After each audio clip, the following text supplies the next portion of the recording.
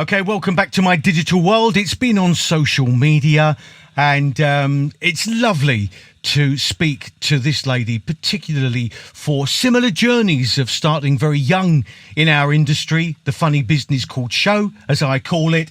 EastEnders, I'm a Celebrity, Get Me Out of Here. They're the two big TV things, but she's got so much to talk about. Can't wait to bring her into the interview. Danniella Westbrook, welcome. Hello, how are you, Mr. Holoway? How are you? Hey, I'm fine. We're still alive and kicking. That's the main thing. Thank goodness. Thank goodness. Been a funny old year. Well, let's start on that then, and then we'll go on to your gorgeous career. What a year for our industry, particularly, Danniella. It's just been the most horrific year. It's affected everybody. Everybody I know, people I know and people I don't. It got to the point at some point, especially just before Christmas, where I didn't want to turn the TV on anymore. That's it. But I had to because I needed to know the regulations, what was going on, and but I was just I think I spent about 3 months in shock that the whole country was just sitting down every day at 4:30 waiting for Boris's speech to see what was going on. This is when it first happened, and I was like, wow, it was like an apocalypse. Well, there was nobody out. You look out the window, it was just like nobody out. But at the same time, it was quite some kind of beautiful because there was no pollution. The weather was great last summer, and it was just a weird experience. At the same time, the most tragic experience for so many of us. Well, you're absolutely right, because we were observing little things like, the birds in the garden. It sounds daft, but we heard it all. Nature flourished. It was a purity. It was nature's calling, I believe. But, sadly, we've all got our views. But I just think, personally, I feel quite let down by a lot of elements of what our government have and haven't done. That's just a personal thing. I feel exactly the same. Yeah. They've confused the hell out of me, and I'm not daft. Oh, they have. They have.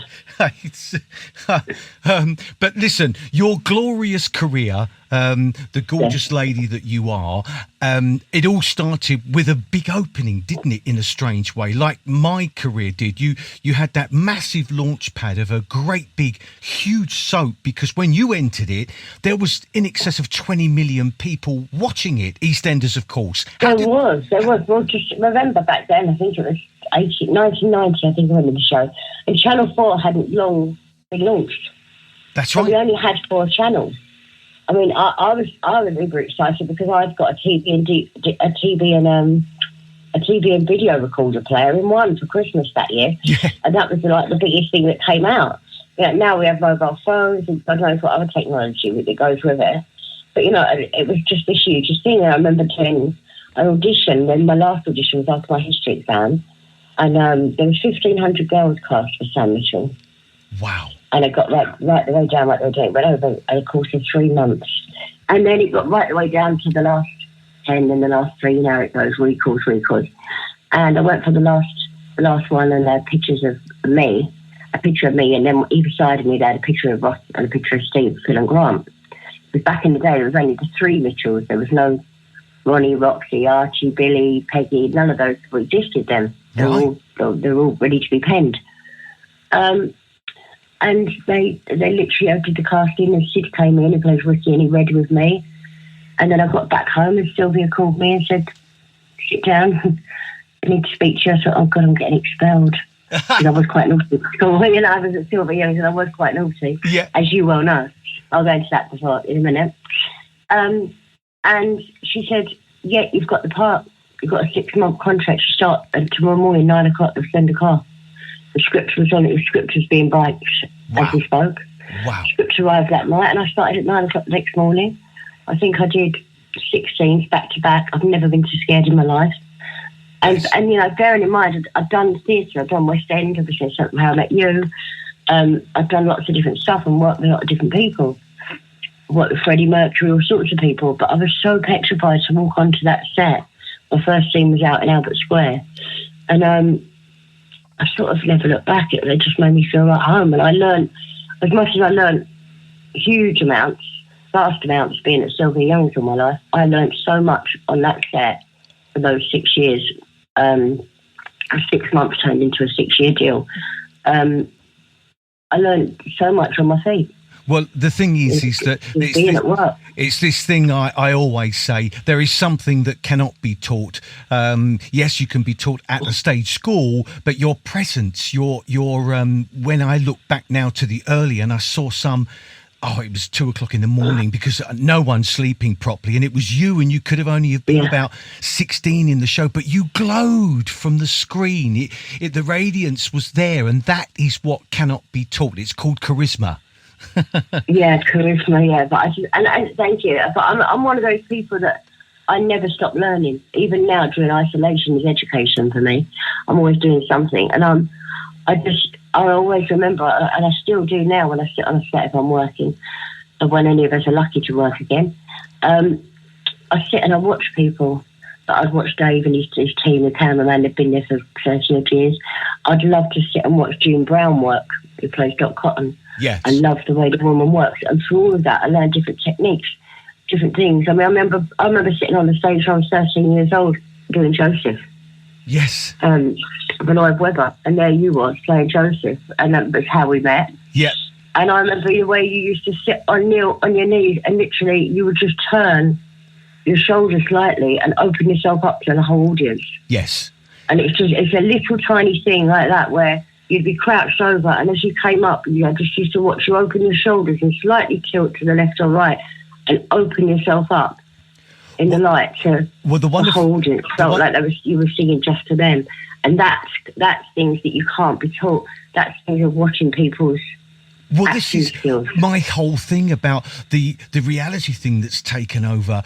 You had mentors. I had mentors. I mean, Sir Alec Guinness, Oliver Tobias, George Gascoigne, Ronald Fraser, Pamela Stevenson. These wonderful, magic people that had learned their craft, and they, the George Cole. I mean, the things he taught me. George Cole's fabulous. Yeah. And, they're all fading away now. So, bless her, Barbara Windsor, all these stunning... Barbara's my mentor, my queen that I love. There you go. I mean, these people are mentors, and what's coming through now is where are these wonderful skill sets going to come from the future generation of reality TV people that are just swamping the business? It's extraordinary. Well, it is extraordinary, and I used to have I've done reality TV, I'm a celebrity dancer on Ice, Big Brother, I've done all of those things, because if you don't keep up, you get left behind. Correct. But I'm an actor, and I do,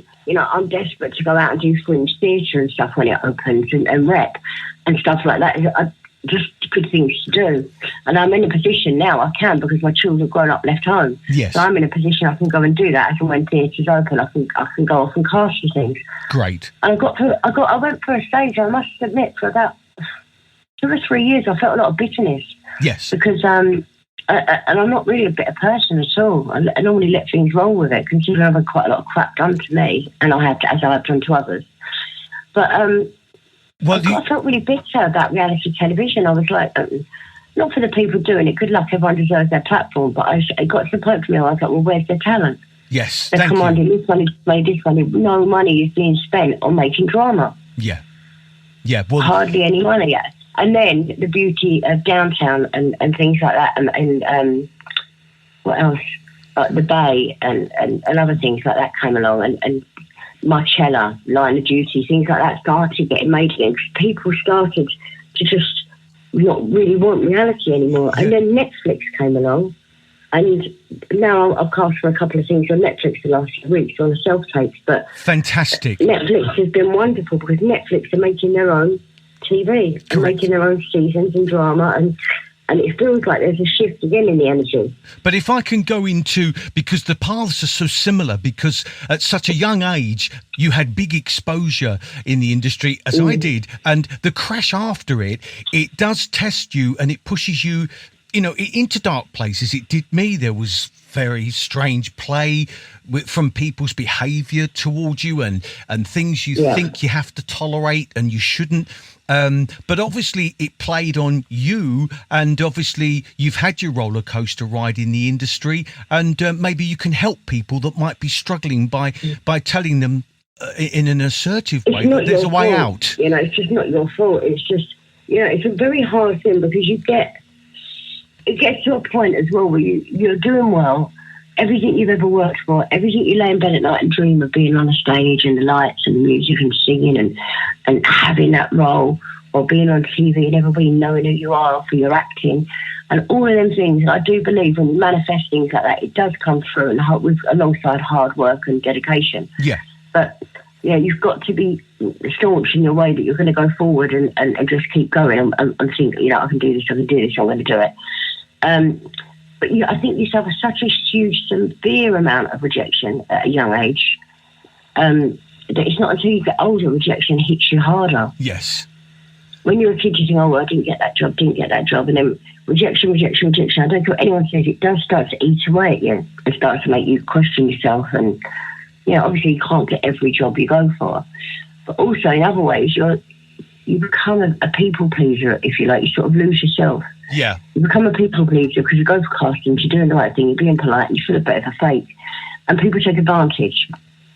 Well, and they take advantage in some really horrific ways. But also it's like the friends that you have around you and family, even friends from stage school, people are happy about you, but your mind tells you that they're not and that you're being flash, and so you don't want to share it.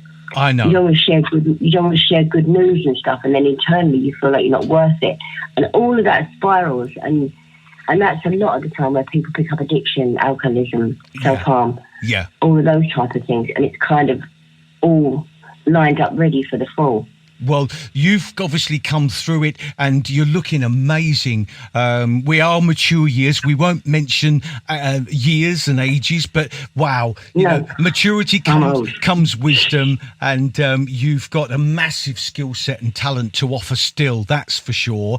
Thank you. As have you. Oh, bless you, darling. It's so lovely to talk with you, and we will have you on again because there's a lot more to talk about. But for this week, we've got a clock ticking, and I will always, what I do now is hand you over to my digital warriors, the followers of the show around the world. Fabulous. And you can say goodbye in your own stunning way. So over to you, Danniella. Hello, everyone. Thank you so much for having me on the show. I'd love to come on again. Any questions you've got for me via the industry, a 12-step program, mental health, anything like that you want to speak about, get in touch and I'll come back on and we can have a good old natter. Have a fantastic day and love to one and all. Keep safe.